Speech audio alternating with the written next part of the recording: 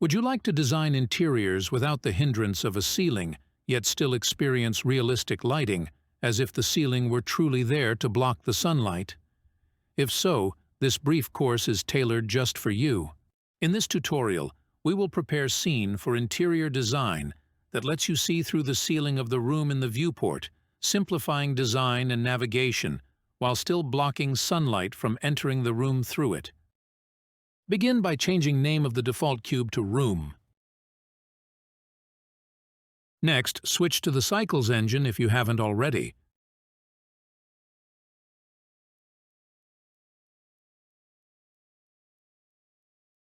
Now enter Edit mode with your Scenes cube. Our room isn't precisely placed on the floor. We'll correct its position. While in Edit mode, select all the vertices. Next, by pressing G, then Z, and finally 1, we'll elevate the room by 1 meter, ensuring it's accurately positioned. Before we proceed, we need to switch to Face Select mode. You can do this by either clicking on the Face Select icon or by pressing the 3 key on your keyboard. Next, select the top edge or any faces you prefer not to see in the viewport but still want included in the render. This can be done easily with the Shift key to select multiple faces. Once you have your selection, press P to separate it from the original mesh.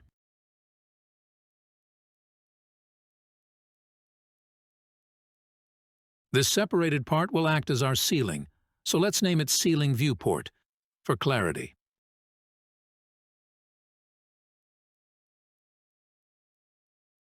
Then create a linked duplicate of this element using Alt+D. This duplicate will be our ceiling, visible in the final rendering, but not in the viewport. Rename it to Ceiling Render. For the Ceiling Viewport object, navigate to the Object Properties, find the Visibility section, and deselect Renders to prevent it from appearing in the final render. Conversely, for the Ceiling Render object, uncheck Viewport Display in its visibility settings to keep it out of the viewport, but include it in renders. An important step is to ensure the ceiling viewport does not block the camera view. Achieve this by adjusting its ray visibility settings to exclude the camera. This adjustment means that while working in the viewport, especially in rendered mode, the interior appears unlit as expected, despite the absence of the ceiling in your view. However, the ceiling object might still show up in solid viewport shading. To hide it effectively without affecting its ability to block light in rendered mode, set the viewport display of Ceiling Viewport to Bounds.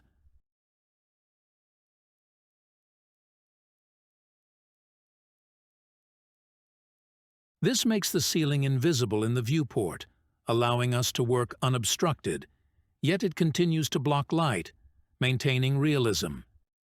We need 2 ceiling instances, one for viewport and one for render, because ray visibility values cannot be set separately for render and viewport.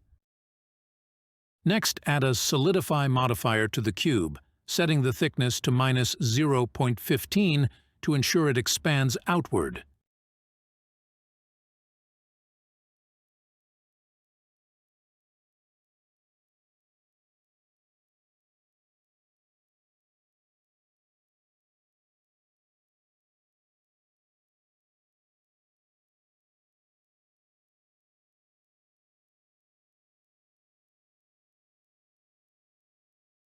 Now, let's brighten up the scene by adding the sun. Head over to the World Settings, ensure you have a background set, and select Sky Texture for a more natural light source.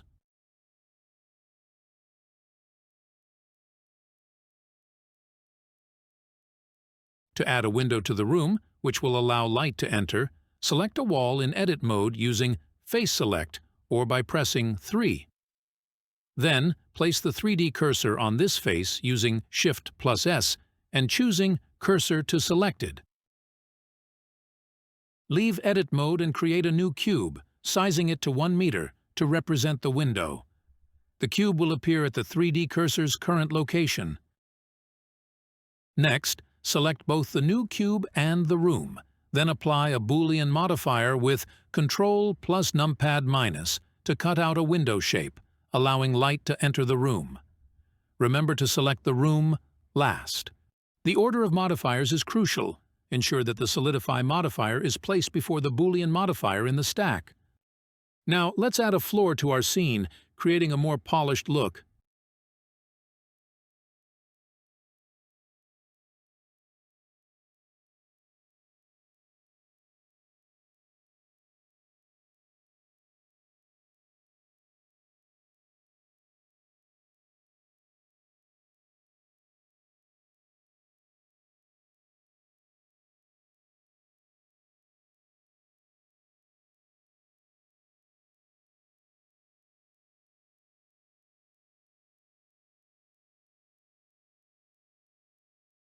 To simulate sunlight penetrating the room, adjust the world's sun rotation and sun elevation settings until you see direct sunlight filtering through your new window.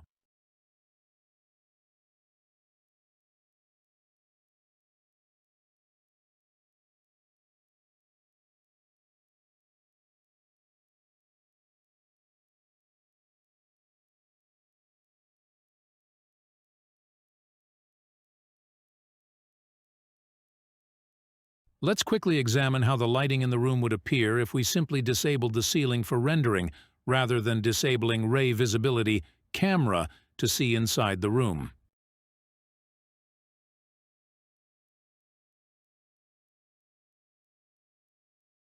We're able to view inside the room, but the sun's rays also enter directly, as there is no ceiling to prevent it. Let's turn the visibility of the ceiling back on. As you can see now, this solution allows us to peer into the interior of the room, while also preventing light rays from penetrating through the invisible ceiling. For a final touch, position your camera inside the room. A handy trick for easy navigation is pressing 0 on the numpad to switch to camera view, then Shift plus tilde to move around freely using the WASD keys and the mouse.